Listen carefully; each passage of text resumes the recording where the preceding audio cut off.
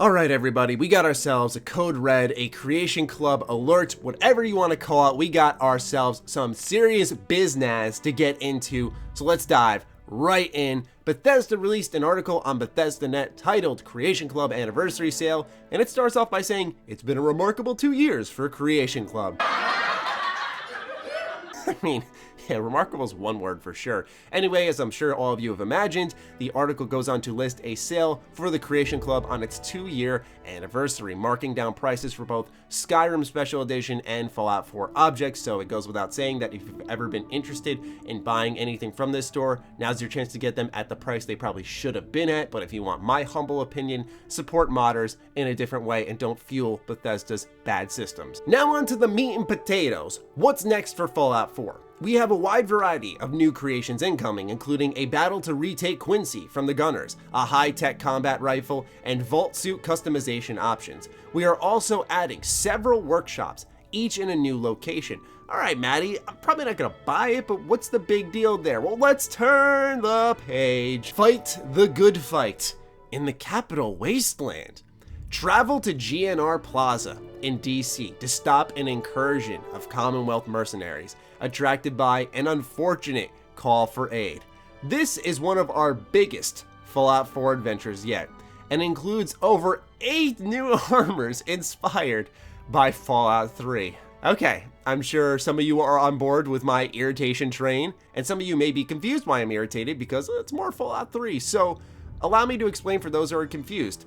The reason this bugs me is, as someone alongside many other content creators and modders who have helped lead the charge to Bethesda's front door of please remaster or re-release Fallout 3, to see them take this route, to re-release pieces of Fallout 3 in this store, in an overpriced, awful store, is heinous and the worst possible way they could have approached it ever.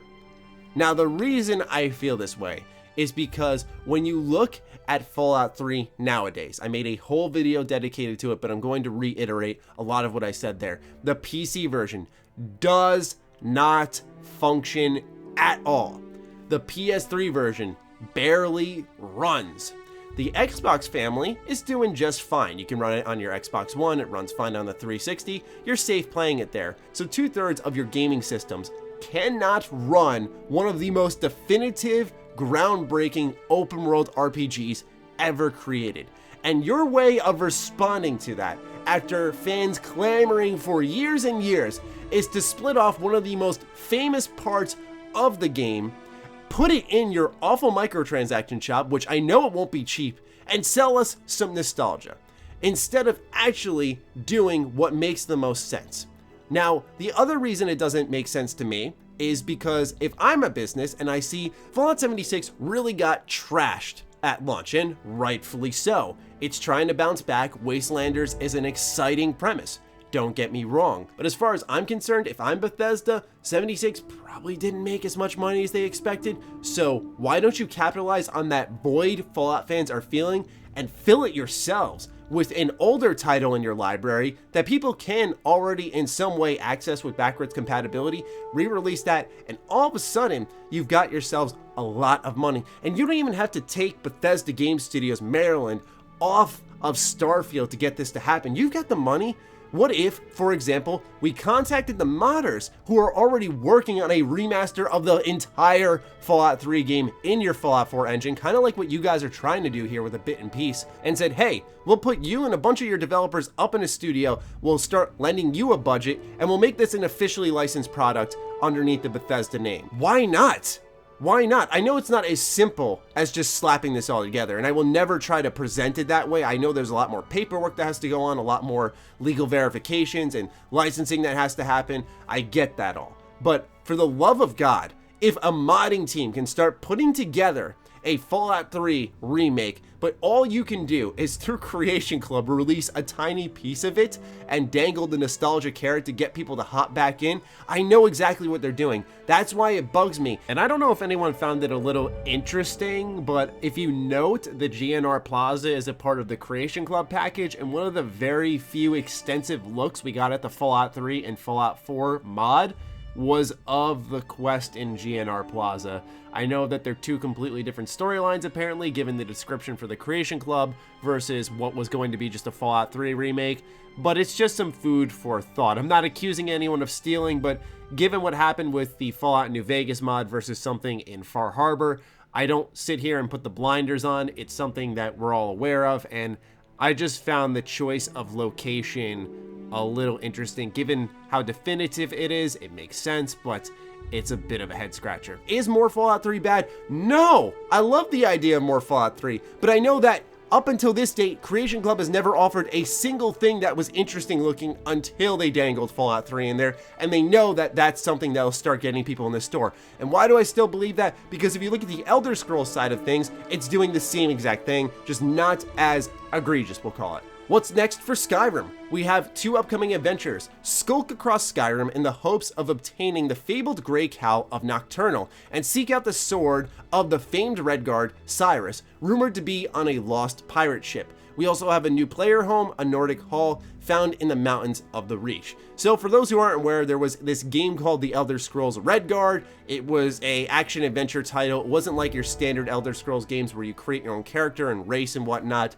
Not like that at all. It was a standalone adventure game, and it really wasn't that good looking as far as I'm concerned. So once again, they're going to be tugging at some nostalgia strings for those who did like it there, but I think more recognizable is Golden Saints and Dark Seducers return, track down a mad conjurer seeking the Shivering Isles. Yes, one of Bethesda's biggest and best expansions ever, including a new dungeon afflicted by his attempts. This has largest amount of content that we have ever included in a single creation. Yes, there is a missing word there. 4 sets of armor and weapons, 2 artifacts, new enemies, and more. So I guess the good news here is that Creation Club is getting to a point they must have gotten over some hurdle where they can actually include legitimate adventure content.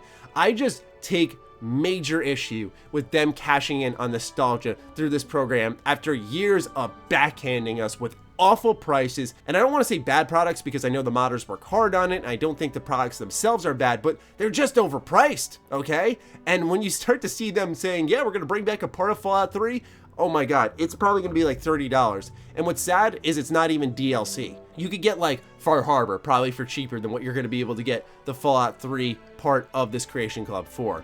And I just take major issue with that. Maybe not as many people are as fired up as I am, and maybe they're not as invested as I am, because not only is Fallout 3 one of my favorite games of all time, so do note that there may be a little bit of bias there, but also that I have been a major part of trying to push Bethesda in that direction of remastering or re-releasing this game. And I've also been one of those people who said, maybe don't even bother remastering it. Not only does it take way more time because that world is huge and there's a lot to redo there and a lot to replicate there, but maybe just re-release the game as itself, get it running on current consoles and get it going and put it in a box and ship it. I don't think that's personally asking for too much, especially if you have 4 studios from Bethesda Game Studios. Have Dallas do it. Have Montreal do it. I mean, they did Skyrim Special Edition, and maybe because that's a later game, it worked easier on current technology, but I can't understand why this is the route you take with Fallout 3. To wrap up this rant, let's take a look at the facts, starting off with Fallout 4's Creation Club, which upon analyzing every single creation in this store does not have a single piece of adventure content, meaning a brand new dungeon that leads you through a whole new quest. Now, some weapons and armor do come with quests that you can do, but normally it leads you back to the same areas you've already been to. Usually these items sit around the $5 to $10 range, which given the price options for the Creation Club, you're going to be spending more on both times. If you head over to Skyrim, there is 2 pieces of adventure content. One is Forgotten Seasons, which is 1,200 Creation Club credits. It brings in a new mount, new armor, new items, and perks, and it's a whole new quest and dungeon. Lastly, there is Plague of the Dead, which is not a new quest or dungeon, but rather it changes the world itself alongside the survival mode. Now you can get Plague of the Dead for 400 Creation Club credits, where pretty much zombies get added at night, and then survival mode changes how you play the game a little. All in all, our best example is Forgotten Seasons, which is charging 1,200 for a new mount, armor, items, perks, a dungeon, and a quest. I'm not holding my breath that Bethesda Game Studios is going to charge a cheap price for Fallout 3 personally. You're probably going to see it above the $15 mark for the Creation Club store. if not more. Anyway, I'm befuddled, I'm frustrated, and this really was something I did not expect to be talking about ever. And maybe that's why I'm also a little upset. It caught me off guard. But anyway, that is it for the Creation Club alert. I'd love to hear your thoughts on this in the comments down below. Is Bethesda striking a major no-no with you, or am I by myself in my salt pool? Let me know down below. Other than that, follow me on Twitter, follow me on Instagram. Those links are in the description down below, along with my Patreon. Do consider supporting that as it fuels all the content I create here. Stay sexy, stay active. I love you all. Peace.